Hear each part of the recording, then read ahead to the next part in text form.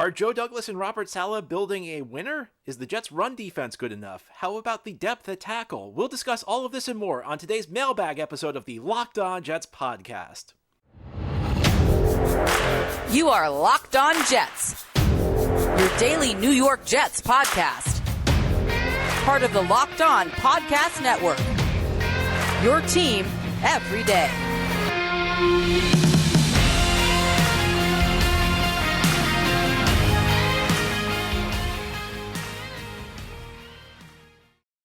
Welcome. This is the Locked On Jets podcast, part of the Locked On Podcast Network, your team every day. It's Wednesday, May 11th, 2022, and I'm your host, John B. from GanggreenNation.com, and I thank you for making the show your first listen or your first watch every day. A big shout out to subscribers to this podcast. And if you'd like to join that group, just hit the subscribe button wherever you're watching or listening to this podcast. You'll never miss an episode. And if you're watching on YouTube, please give this episode a big thumbs up. It helps the channel out, and it helps other Jets fans find Locked On Jets. Well, today, as we try to do each Wednesday, we have our weekly mailbag. Thanks to everybody who sent in questions. Our first question comes from a listener named John, who has a tremendous first name. And John writes, I'm a 50-year Jets fan who grew up in the shadows of Shea Stadium, and I listen to your show almost every day. Thank you. Can you honestly remember a time when we had such a methodical coordination between GM, head coach, and ownership? Yes, dare I say ownership? The big Tannenbaum splashes of the past and the absolute control that Parcells had were cute, but completely unsustainable. I have never felt this positively about Jets management, and it's the coordination and patience between all parties that is so out of character. Do you have feelings about this? Well, I do have feelings about this, John, and thank you for the kind words. And again, great first name. The way I view it is this. There are certain things in the NFL that guarantee success.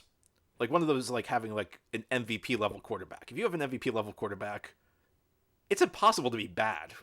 You're going to be good. You're going to be really good. And then there are things that they don't guarantee you success, but a lack of them guarantees you failure. And that's what I think of when you talk about the coordination between the coach and the GM. And I mean, you're really going out there praising ownership there, John. I like it, but I think it's more, the focus for me is the coach and the GM. Now, I think Adam Gase and Joe Douglas worked well together. So that's a good example of how it doesn't guarantee success, but a lack of it guarantees failure. And we've seen with, Adam Gase and Mike Maccagnan, or Mike Maccagnan and Todd Bowles, or John Idzik and Rex Ryan. When the head coach and the general manager don't see eye to eye, you're going to have problems within the franchise, because then essentially the owner has to choose one of the two. And you're not going to get that coordination between ownership and the guys running the team unless they're all on the same page.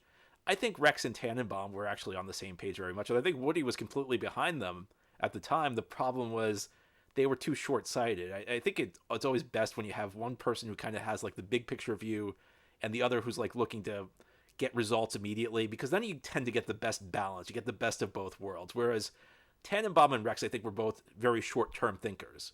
And that's why maybe Tannenbaum and Eric Mangini were a little bit better of a mix, because Mangini tended to view the big picture, which is unusual because usually, and this is just the nature of the two jobs, the GM is typically the long-term thinker, and the head coach is usually the guy who's focused on the short term because the coach has to prepare for the next game, whereas the GM can afford to think the next year. So that was an interesting mix between Tannenbaum and Mangini way back when. But I do sense that there's coordination between the two, and if you're a student of the way Ozzie Newsome does things, this is no surprise, because Joe Douglas comes off the Ozzie Newsome tree. And the way Ozzie Newsome does things in Baltimore, or the way he did things in Baltimore, he's not the GM anymore, but the way Baltimore does things, and that's the organization that kind of helped shape Joe Douglas into the executive he is today, is they work hand in hand with the coaching staff. They speak with the coaching staff, and essentially what they do is they figure out every single role on their football team, whether it's the starting left tackle, whether it's the backup slot receiver, whether it's the gunner on the punt team, and they go through every single possible role, and they come up with a list of traits that are non-negotiables. And that's what helps guide their scouting process. And some of these traits are measurable. You may be that you have to run a 40 time in this amount of time. It may be that you have to be this big. And some of the traits are more intangible, where it's like you need toughness in this role, or you need a guy who's willing to lower his shoulder if it's like a power back or something along those lines. And so you end up finding players who are good fits for your team, because when you get to the NFL draft, there are the guys at the very top. there are the guys there. I mean, the superstar level players in this league are going to be great no matter where you put them. The vast majority of players, though, have more limited skill sets. They have skills. Like, every player in the NFL has skills. You could not be in the NFL unless you were a great football player. And it's one of those things I always need to watch myself with, because I have a tendency to say this guy's not that good. That's not true. Like, anybody who's in the NFL is a phenomenal football. You're in like the top 0.0001%, and that might be underselling it, of football players in the world. You are an amazing football player if you're in the NFL. If you're a practice squatter, you're an amazing football player. But when you get to the NFL level, not everybody has the skill set to succeed in every role in every system. There might be a guy who's just a good role as like a good player for like a slot receiver in a certain system. Like Braxton Berrios is a really good example of this. You put Braxton Berrios, you stick him outside in some offense, he's not going to be any good. You put him in Michael LaFleur's offense, where you're going to be able to throw him screens and get him the ball in space and use him in the slot. He's going to be a good player for you.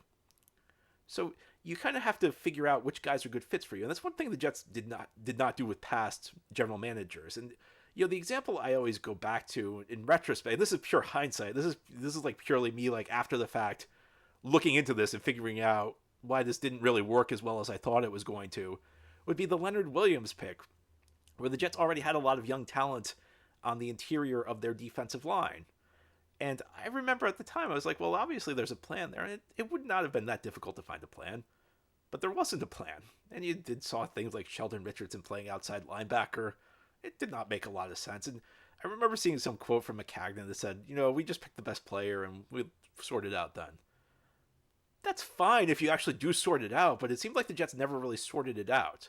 And there are different philosophies. I mean, there are some teams who are going to make it. You always have to be flexible with your system. You can't, if there's a guy who's like an exceptional talent, sometimes it does make sense to carve out a role for him. Sometimes it makes sense, to a certain extent, it makes sense to adapt your system.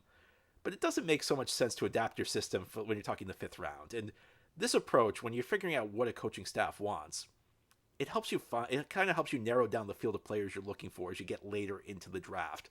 And I think that's the reason you have a lot of these teams, the teams that are successful finding late round players, have that kind of success because they know what they're looking for. They know what they need in a player.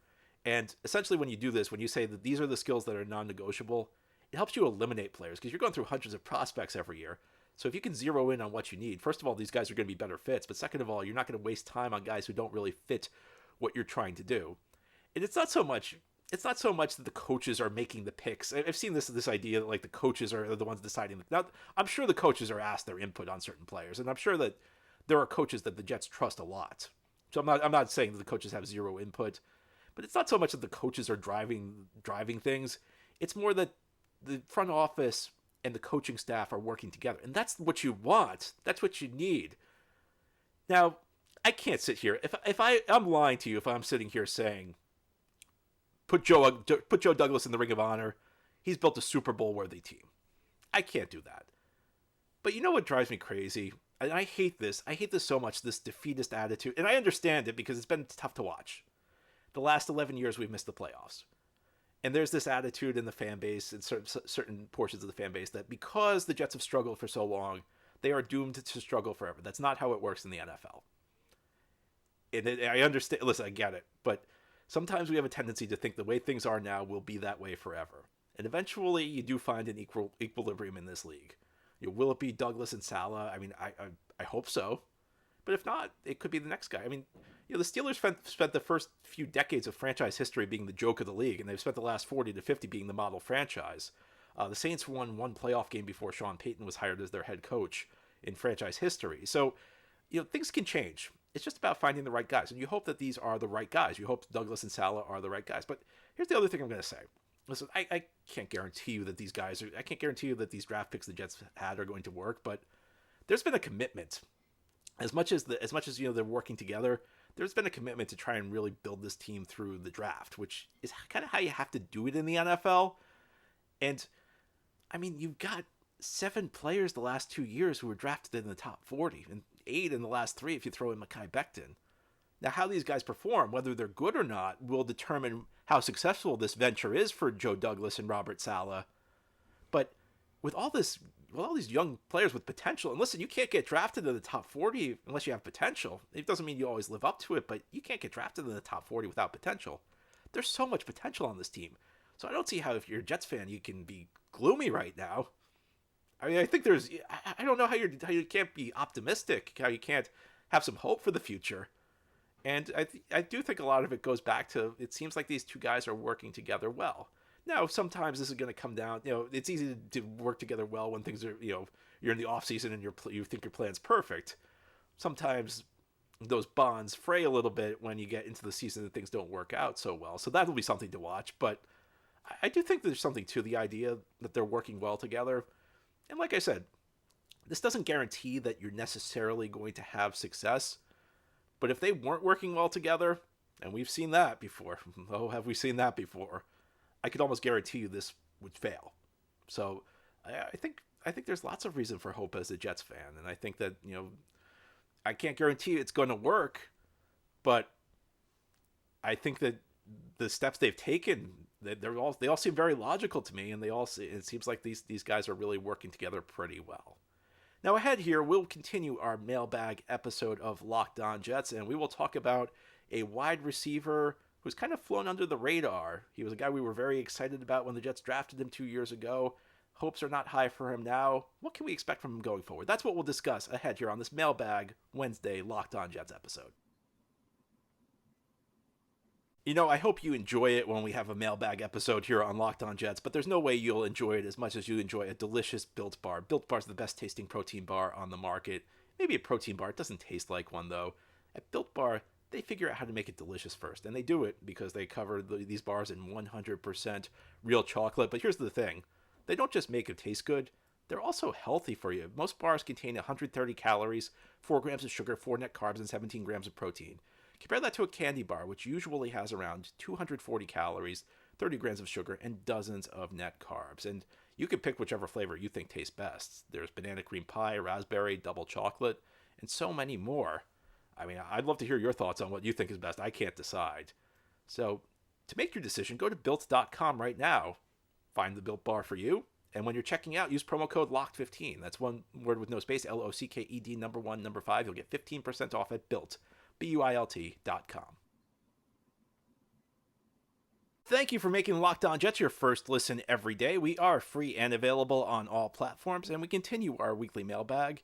It seems like Denzel Mims might have long odds to make the final roster, but do you think his size might help him? Wilson, Moore, and Berrios are all smaller guys, which means Davis is the only big-bodied receiver. Could Mims be Davis's backup? Well, it's interesting to see. It'll be interesting to see whether Mims makes the final roster, but I'm very down on Denzel Mims right now. And I'll tell you why. You do this long enough and you try and learn from your mistakes. And this is something that I've done a lot in the past. Frequently what happens is there are players where I want them to be good so badly that I ignore it when all of the evidence is suggesting to me this guy is just not a player. I mean, the most recent examples would be Sam Darnold, Chris Herndon. But if you go back, you could go back a very long time. And I can't count how many times I've done this. And I'm trying to avoid that trap with Denzel Mims because I loved it when the Jets drafted him in 2020. But if we're being honest right now, the results are just not there. We've not seen really much to suggest this guy's going to be a player in this league. And, there are two types of players in this league. There are the guys who get drafted highly who perform. And there are the guys who get drafted highly, and these are the guys who get excuses made for them year after year. Whenever a guy gets picked, in the first round or two, and they don't perform right off the bat, people come up with excuses. They come up with rationales for why this is an exceptional case, why this is so different from every other player who's ever struggled. And you can pretty much come up with an excuse for every player out there. I've heard them for every guy through the years. I mean, I made them for Jason Morrow. I heard people make them for Stephen Hill. And yeah, I know Mims began his career with the hamstring injuries, and he had a couple decent games at the end of 2020, and this year he had the food poisoning in the offseason. Well, I don't know that food poisoning in the listen. It sounds like it really took a toll on him, but is that the reason he couldn't get lined up correctly in December? At some point, these excuses just kind of run out of steam for me, and it's obvious the coaching staff doesn't like him that much. And I've seen people say, well, the coaching staff's higher on him than people think. Well, that's what they said last year, and they clearly weren't. And Mims wasn't even getting playing time above guys who were barely practice squad level players at the end of last season when the Jets had a lot of injuries at the receiver position. So it's just tough for me to look at this and say that there's a lot you can hang your hat on.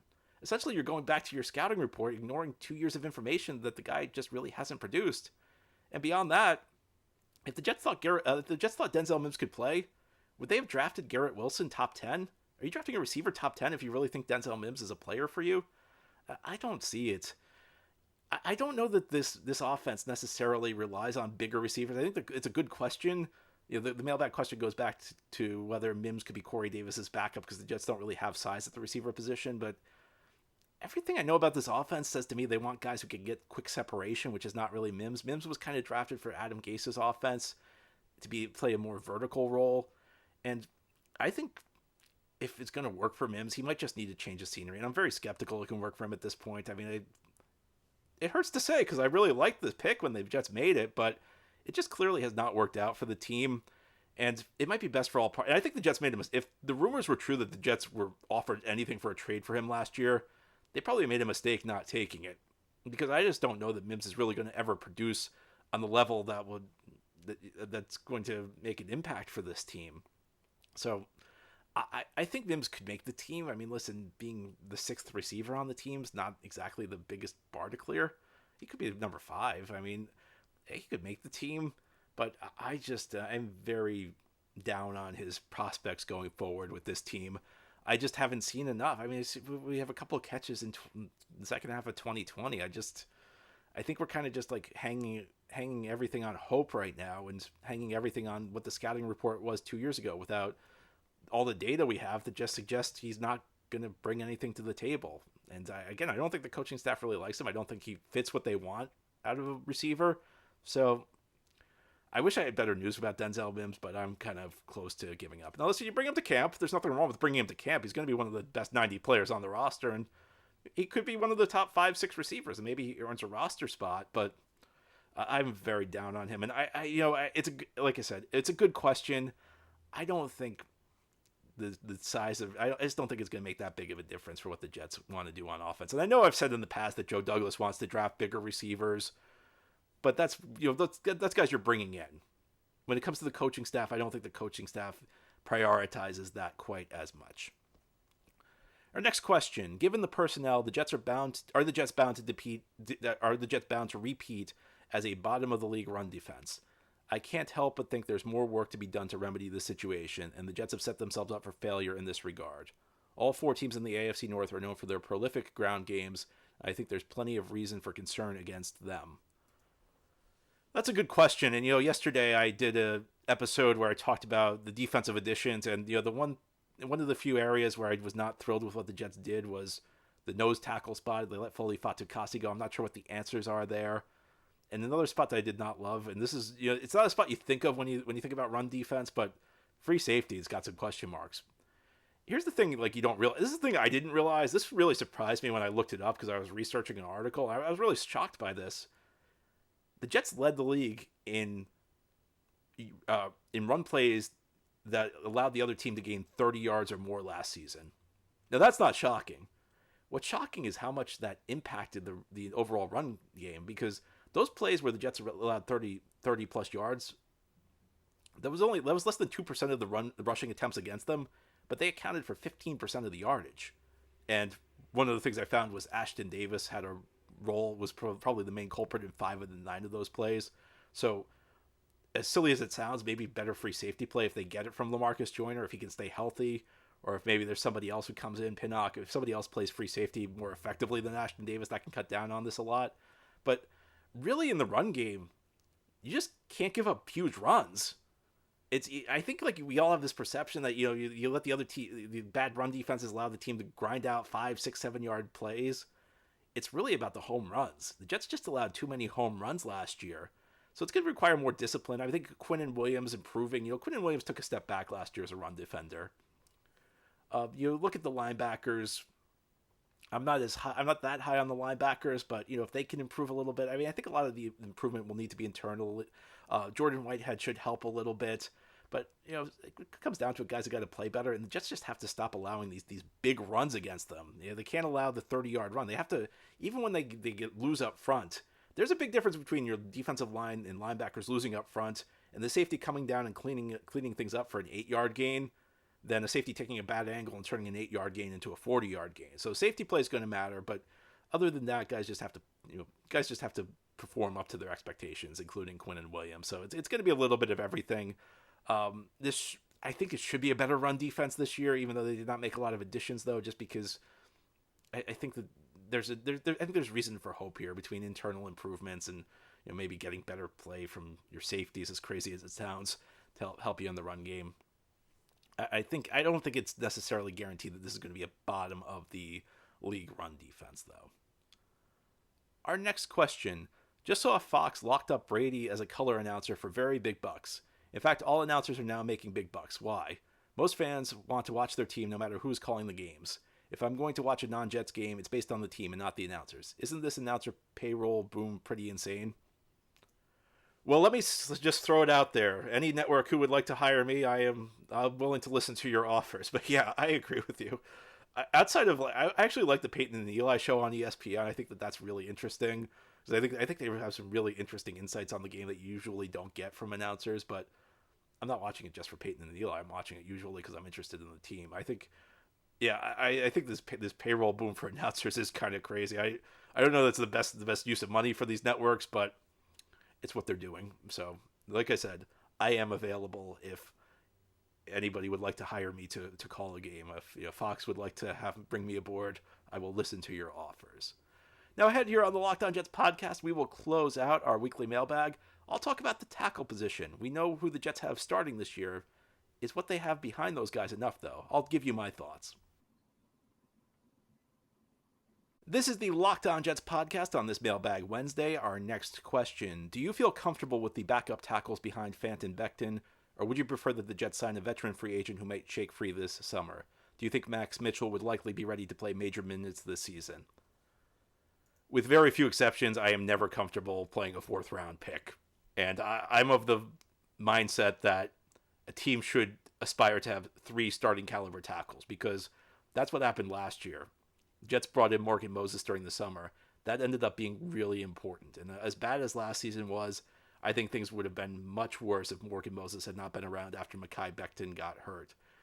I don't feel comfortable with what the Jets have right now. But the thing is, like, last year was an exception. It's not easy to find good tackles in this league. So the Jets were kind of in a good spot last year. They just had that extra money, and Moses was a late cut, and he didn't really have a lot of options. Hopefully the Jets will be able to find somebody similar to Morgan Moses this offseason, because I don't love what they have. And I think when you saw the Jets had additional injuries at the tackle position at points last year, the play really fell off. And Max Mitchell was not a bad pick for a developmental player. I don't think he's a bad guy to take a shot on. I don't think he's going to be ready to play this season, though. I really don't feel comfortable with him stepping into the lineup. There's a reason guys fall to the 4th round, typically. Now you have guys like Michael Carter who just don't play a premium position. You're a running back where you look at the skill set, you look at the position, you say, okay, well, maybe we can get some production from him right away. But for the most part, guys are falling to the 4th round because there's something wrong with their game that needs to be worked out. Now, they're good enough that you feel like you might be able to work them out, but it's usually going to take some time. So I would have an issue with it. The problem is everybody needs tackle depth right now. It's just one of those things the Jets will have to work around. You can't have depth at every position. I think, unfortunately, the Jets are just going to have to hope that Fant and Becton stay healthy this year, because they could have some problems there otherwise. I mean, I wonder whether the plan would be to maybe slide Vera Tucker out to tackle for a short stretch. I don't know how much I love that, but that might, compared with the alternatives, it might be the least bad alternative the team has. But I think that if there's an upgrade available, I'd like to see them make it. And our last question: do you think Joe Douglas trading up is situational, or is it a sign that he might be too confident about his assessments? I guess we can't really know for another couple of years, but I'm interested to know what you think based on the first couple of drafts. Well, I hope it's not. I hope that Joe Douglas is not a guy who's going to look to trade up constantly. I get the feeling he's not, though. I get the feeling that this was just one of those situations where you had a few extra picks laying around, and when you have the luxury of extra draft capital, you can kind of swing for the fences. You can kind of take gambles that you otherwise might not have. So my guess is that we'll see Joe Douglas revert to a more normal view of draft picks next year. I think we'll see less trading up because just everything I've seen about Joe Douglas suggests to me he values draft picks. So I think this might just be the situation where, because he's had a couple extra picks the last few years, he's felt more comfortable moving up to target the player he wants. I certainly hope that's the reason, though, because if you're constantly trading up, you're going to have problems in this draft. You're going to have problems in the NFL draft. I know whenever a team trades up, there's this, people say something like, well, you move up to get your guy. And that's great if your guy's actually as good as you think he is. But teams do overestimate their ability to evaluate talent. That's just the truth. Even a great GM is going to strike out a lot. Even there are times where you may be sure about a player and you're just going to miss out. Nobody's perfect. And evaluating talent for the NFL draft, it's not an easy thing to do. So I hope he's not going to. It's you can't beat the casino. It's like trying to beat the casino. You might be able to do it once. Once in a while you might be able to. You might have a hot night, or you may have a good weekend. And that's the example people use for trading up is 2007. The Jets traded up a couple times. They got Darrelle Revis. They got David Harris. It was a great draft. I think they only had one other pick, which was Chancey Stuckey. I think they also drafted a lineman late that year, Jacob Bender maybe. But you look at future years, they had a 3-man class in 2009 with Mark Sanchez, Matt Slauson, and Sean Green, which paid some dividends. A year later, they had a very light draft class that included Kyle Wilson and Vlad Dukas and John Connor, the fullback. And they had all these light draft classes, and yes, it worked for them in 2007. But as time moved on, they kept having these very light draft classes, these classes that were light on picks. And what happened? The team got old, and they didn't have young talent heading in to replace them. And they had all these expensive old players who weren't producing, and they got into cap trouble. And really, the only way you get out of cap trouble, there's only one way. It's that you need to hit on draft picks, because you're not going to have money to bring in free agents, as the Jets did not back in the 2012, 2013 era.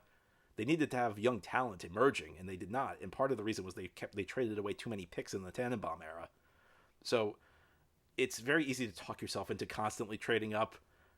I don't hate the way Joe Douglas handled it, only because he had the extra picks, but I think we need to revert to something a little bit more normal going forward. Unless the Jets are going to, if the Jets don't have extra picks, I think they're going to have to really reduce their rate of trading up. Anyway, that's all for our show today. Thank you for listening or watching. This has been the Locked On Jets podcast, part of the Locked On Podcast Network. As always, if you enjoy the show, subscribe to it. Leave it a 5-star review if you're listening on a podcast source, or a thumbs up if you're watching on YouTube. I hope you have a great Wednesday, everybody. We'll be back tomorrow to talk more Jets.